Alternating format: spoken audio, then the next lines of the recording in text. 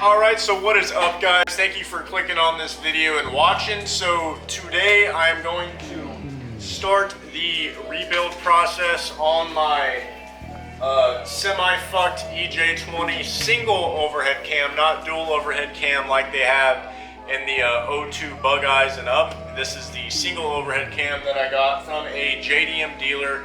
I don't think they made these engines at all in the USA, because I could not find any information on them, and this is why I waited so long to actually rebuild it, because I didn't know if the internals were the same. And after doing quite a bit of research and asking a few people, I figured out that the EJ20 single overhead cam has the same exact short block as the EJ20 dual overhead cam. So technically this is a what do you call it, bug eye engine, I guess, but not exactly, just because of the heads, but everything else lined up. So I have my rebuild kit right over here. I got all the box of pistons and shit. Let me go ahead and open this up for you. So I got this rebuild kit about 3 days ago or so, and I've just been waiting for the weather to get nice. It's been super cold here in Houston, a solid like 34 degrees in the nighttime when I get off of work, and that is way too cold for me. So now it is Friday, and I got off of work early today because we only worked a half day with the shop I was at today. So now hopefully I can go ahead and get started, because it's been sitting here ready to be put back together with the rebuild kit for like 3 days now. So I'm gonna go ahead and start putting everything on. So as you can see here, I got my two block halves. I went ahead and took it to the machine shop and got them to check everything out, and they checked the bore and it was all fine. They checked the surfaces and it was all fine. And then I had them clean it, which is why it kind of looks weird. I honestly expected it to look way cleaner, but they did clean the inside out. I don't know if they did the outside as much, but anyways, the whole reason why I'm rebuilding it, let me find it. This right here is the reason why I'm rebuilding my engine, just in case y'all didn't know. I had 40 PSI in cylinder 4, and this is the culprit right here. What do you know? Subaru's fucking up their ringlands. And I somehow forgot to mention, I was gonna completely forget about this, but if you see that, that's old Turbski that is semi-blown. This is new Turbski CX Racing dual ball bearing. I forgot what the fucking size of the compressor and exducer wheel was, but here it is right here, dual ball bearing. This should last way longer. And since this isn't internally wastegated, I got a wastegate also. It's not tile or anything, it's just a semi-good generic brand one, so I hope it'll work. It had decent reviews. So I'm gonna have to weld that on to the exhaust down there. So on my plastic little bench, I went ahead and got the first con rod off, and if you can look at the wear on it, it still looks good as far as cross hatching. And here are the two bearings, and these look identical to what the main bearings look like in the journal, and that's like pitted slightly. Let me see if I can get a good focus on it. Yeah, you see it's like pitted, and I can like feel that, but it doesn't feel rough, and I don't see any copper, but I do see a decent amount of wear. So it's probably good that I'm replacing these. These will probably last quite a while longer, but with that little bad boy on it right there, it probably will definitely not make these work as good as the new ones will. So anyways, they're right here. All I gotta do is pop these little babies in, and I got my ass lube right here that I'm going to be splurging onto all these connections. Oh yeah, let me look at that too. Yeah, the crank looks perfect and feels amazing also, so that's good. But anyways, I'm gonna put the lube on to these and squish them back together, because this is really good. Where does it say it? Provides excellent protection from scoring, galling, and seizing during installation and assembly of parts, as well as the critical 5 to 10 second period of initial engine startup and break-in.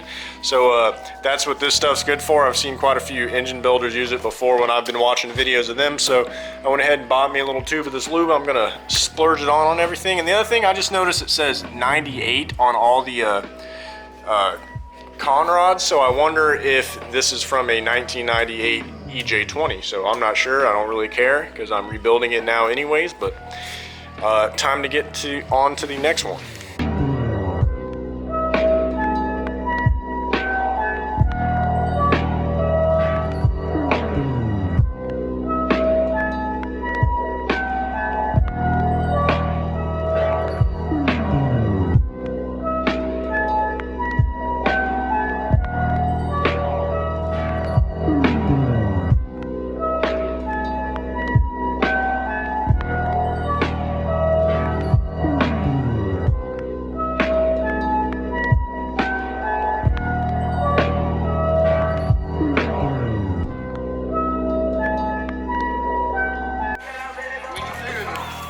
Damn, dog.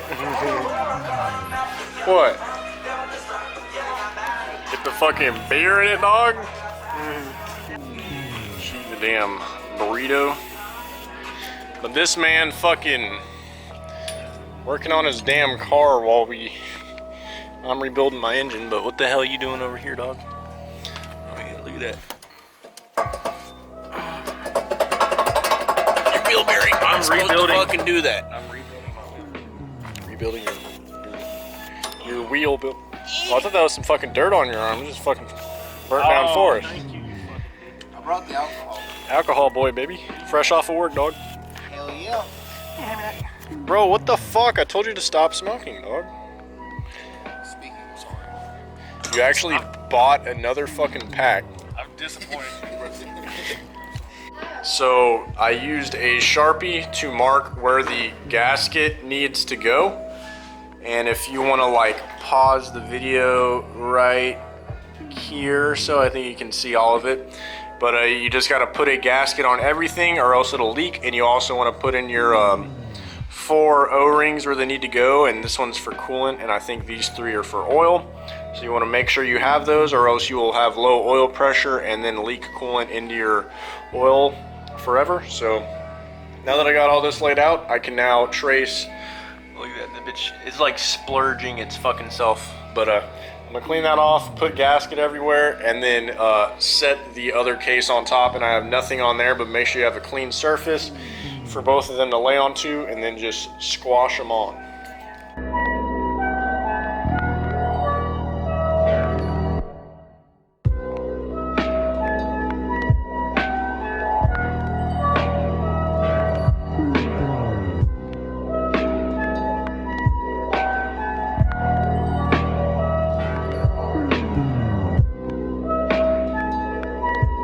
So now I have everything torqued down. I got the case put together, and you can see the little bit of gasket maker coming through, but he's replacing his wheel bearing right now, and they had to go to the O'Reilly's because not only did they break my grandpa's old breaker bar, but if you see this massive torque wrench, god damn, they done broke the entire thing off. I know this isn't what the video is about, but it's just hilarious that he came over. We all are coworkers who got off of work. Can't even get that 32 millimeter axle nut off, so that's pretty funny. We had that bitch under the heater and everything, but they're doing that while I'm doing this, and we got fucking alcohol involved, so I may get a little bit buzzed trying to do this, but it just calls for a better time with some bitch drinks. 3/4 inch fucking, that bitch is thick, but that's still the weakest point, and it's chrome, it's not fucking black. Oh, gotcha, dog. Oh shit. So bad lighting, but that extension or that adapter is for sure gonna break. Yeah, I know.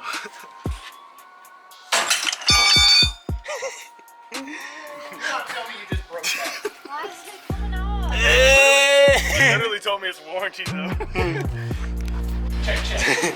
So the thing about Subaru pistons when installing them is you can only do it, it's kind of hard to explain, but if you see these dots, they go towards the forward, towards the front of the engine, but the only way you can get the wrist pin in is from that hole right there for the front side, and then that hole there from the backside. So what you have to do is on the piston closer to the front of the engine, you have to put the snap ring in already, and then for the farther back piston, you have to put the snap ring in the front part of the piston.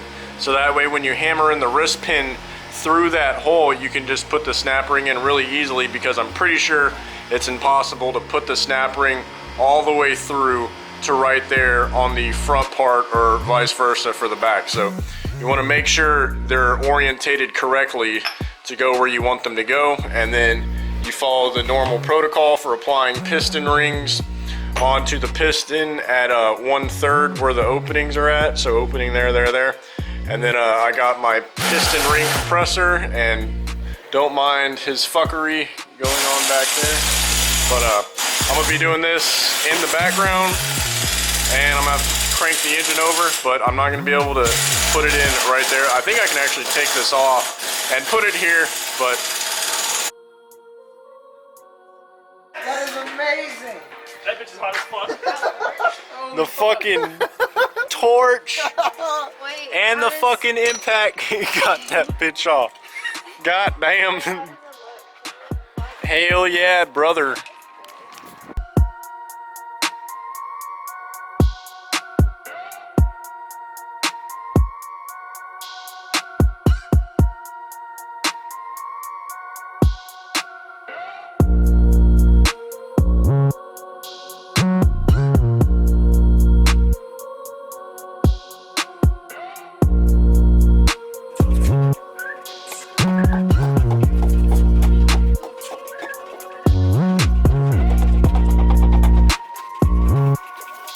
Well, if you can see here, I have a lot of the engine put together now. I have pretty much the short block completely finished. Sorry I didn't record most of it because last night got a little crazy. Nothing too bad, but just crazy enough to where I wasn't thinking about recording and just trying to get this shit done. So what ended up happening is we ended up getting Landon's, was it a G35 complete, except the axle nut, because you know you got to take the axle and shit off to change the wheel bearing. That was a fucking pain in the ass. But anyways, the axle nut stripped, so we couldn't get his axle tightened up, so he actually had to leave his car here last night. My girlfriend had one too many drinks and was being very obnoxiously drunk, because that's the type of drunk she is. She just likes yelling, and she went ham with my label printer, fucking just, I don't even know what she was fucking writing down. She was just throwing them all over the place. But anyways, you can see this is the culprit right here. But other than that, I just stayed working on my engine. I just pretty much drive through. I didn't even feel like I was working. I was just kind of doing it. But like I said before, I got all the pistons in, as you can see, and it is rotating just fine. So if I were to rotate it over, you can see it rotates fairly easy. Nothing too much, but they are working same on the other side. But anyways, I don't know what I'm going to be able to record today, because I have that same friend over, Landon, coming over to finish working on his car, because he got a new CV axle altogether, because it is going to need to be replaced sometimes in the car's future life, and he can get the new nut and not have to worry about all that bullshit. But I also have another friend coming over, and he's bringing more alcohol, so it is gonna possibly get crazy. Oh yeah, this is what my girlfriend also printed out. She printed that out too and stuck it on the back of my bike that is currently broken.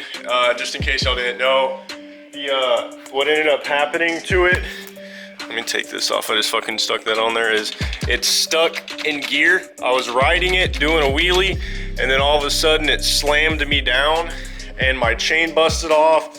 Next day, put a new chain on it, and then I went to start it, and it made a really bad, like, knocking sound almost. Not that, but I went to shift it, and it shifted first, second, and then it shifted into third, and it was a neutral, and then I was messing around with it. But anyways, it's stuck in gear now.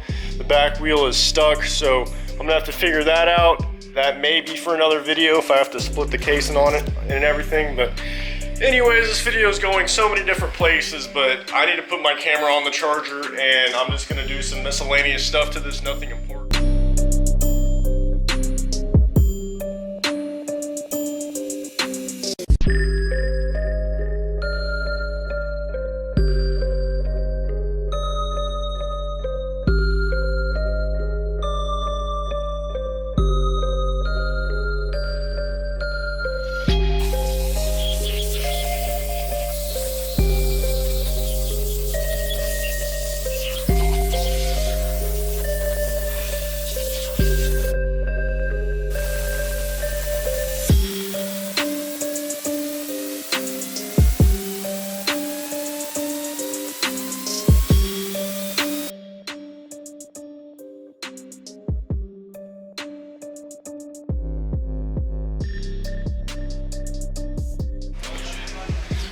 So I got the engine painted gold now, and a lot of you are gonna be thinking, why the fuck did he paint like everything?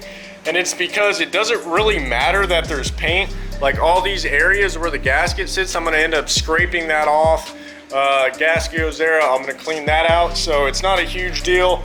Got a little bit of overspray on the inside of the valve cover, but oil is gonna mix with that. And whenever you do a rebuild, you wanna change the oil after a few thousand miles anyways. And the front of the engine, none of this shit matters either, because it's all gonna be hidden under the cover, and it's also just got a belt running under it, so it doesn't matter as well. So the overspray, it's not a big deal, it's just paint, and all the areas that matter will get covered up. And I didn't do it thick enough to where it'll mess up the threads or anything, but even then I'm gonna put lubricant on the threads of all the bolts going back in. But other than that, I'm gonna go ahead and finish reassembling everything, and I should be mint not too much longer. All right, it is day 3 now, and I have the engine completely put back together as far as I could. I just got to put the, what do you call it, flywheel and clutch back on, and then she's able to drop in.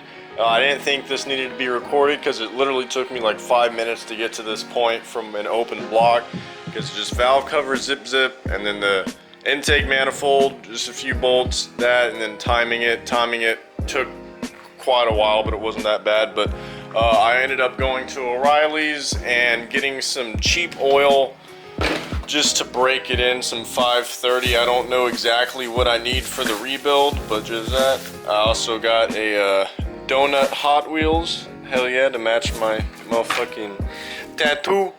And then cheap oil filter, because I'm gonna end up changing all this anyways. But I got some Iridium NGK spark plugs since my last ones are fouled, so I'm gonna go ahead and take those out and replace them.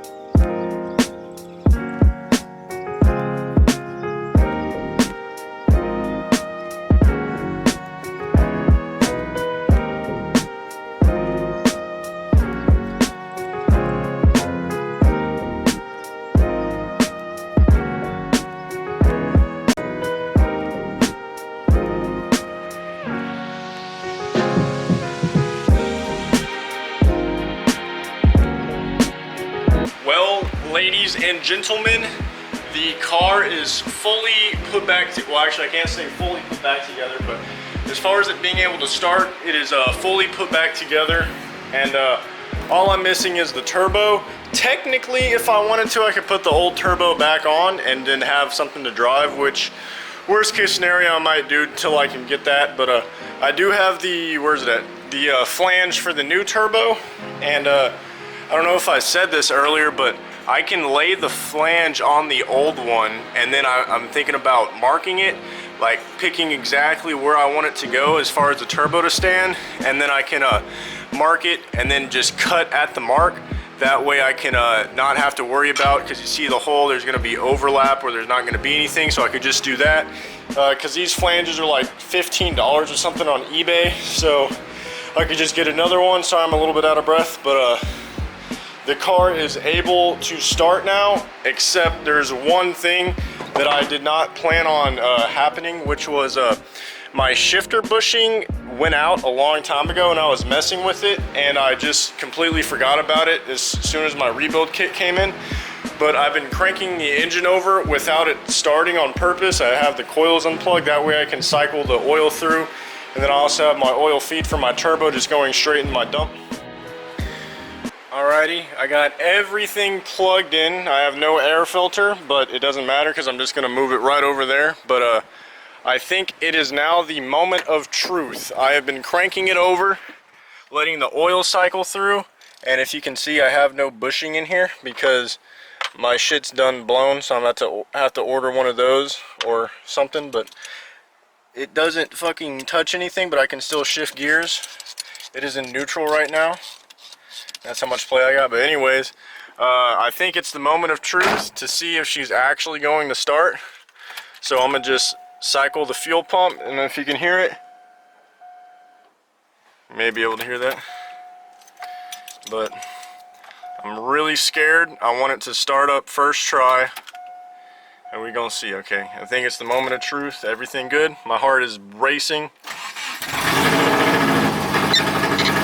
Instantly, holy shit.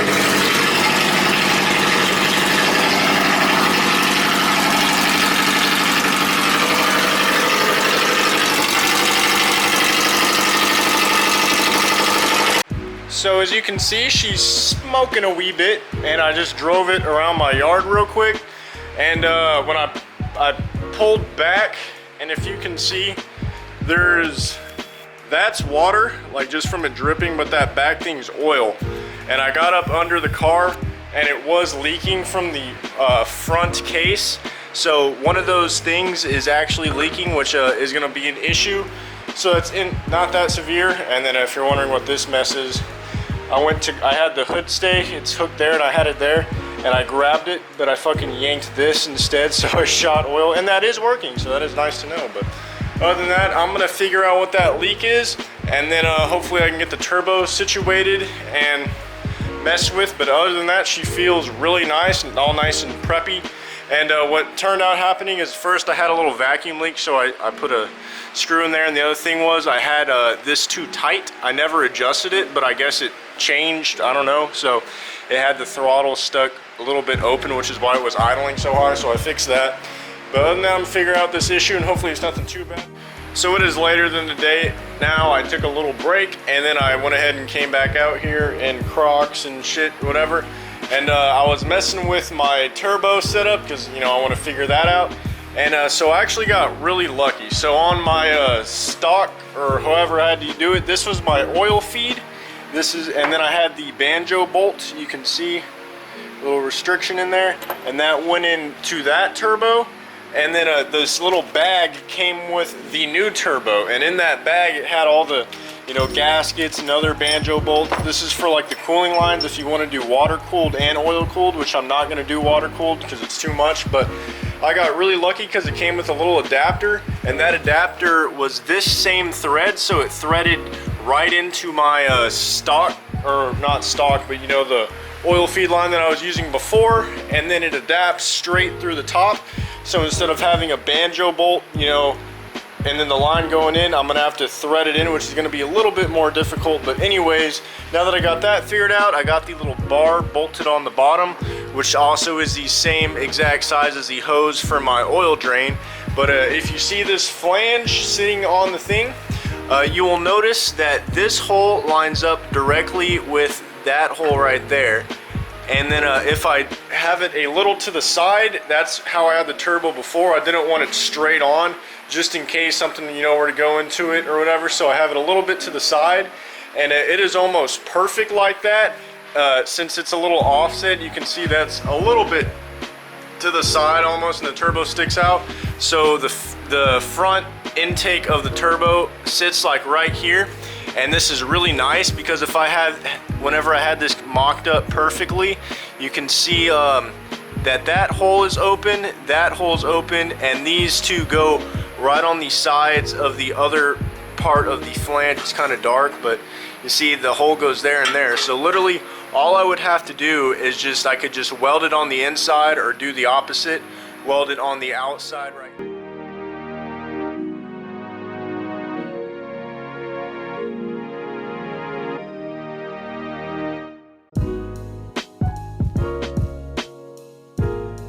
So whenever you have a banjo bolt and this little fitting, it'll sit sideways on your turbo to where it feeds like that. But with the fitting they gave me, I have to look like Cindy Lou Who with my fucking oil feed line, because it is a straight in fitting that threads in through the top.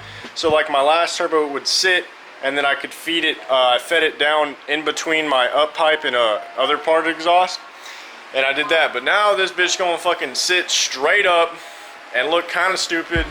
I guess it just kind of goes with the rest of the look.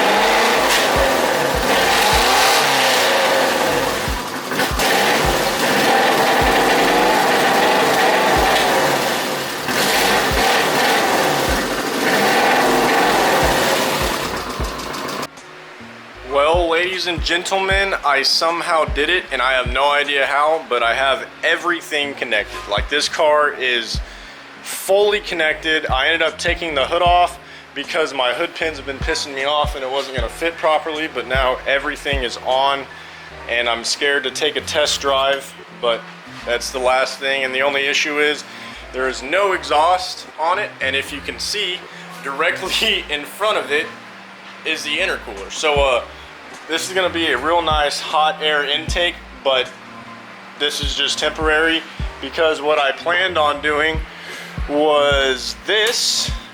I ordered this flange to a V-band, and if you see this and you see that, it just doesn't fit. So I'm gonna have to find a one that will fit, because I was gonna do that.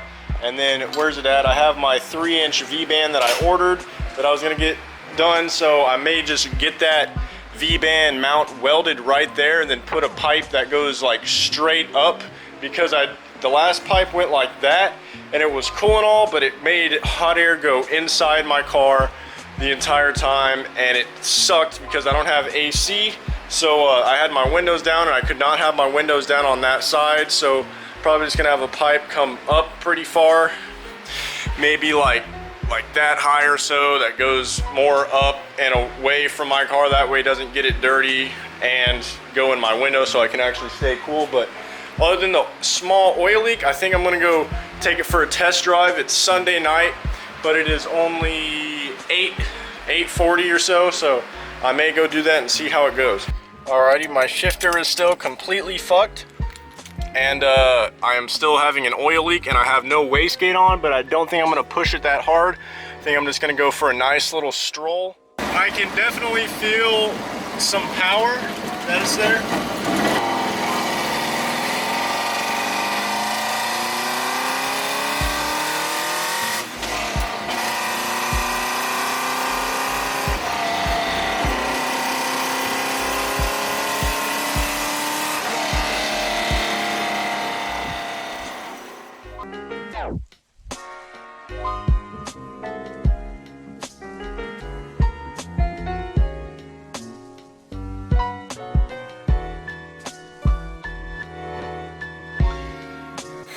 Well guys, there she sits. I don't know why, but I'm shaking a little bit. It's just so much time and effort has gone into this, and it's like, I don't know, just driving that gives me so much adrenaline. I haven't driven it in so long, especially with it working somewhat. It still is boost cutting and it wasn't feeling perfect, but I still have to dial it in. That was the first test drive with the rebuilt engine that I got put in today. Literally, I got off of work at lunchtime, came straight home, dropped the engine in, and then fabbed up the turbo kit, welded it on all within, today, so it's pretty crazy, but everything is in and together. First gas stop, and it did end up shooting a little flame onto the intercooler, which is pretty funny, but other than that, guys, hopefully this video wasn't too long, and hopefully y'all are really enjoying the build. Please like, subscribe, comment, let me know what y'all like to see, what you want to see, any future plans or whatnot.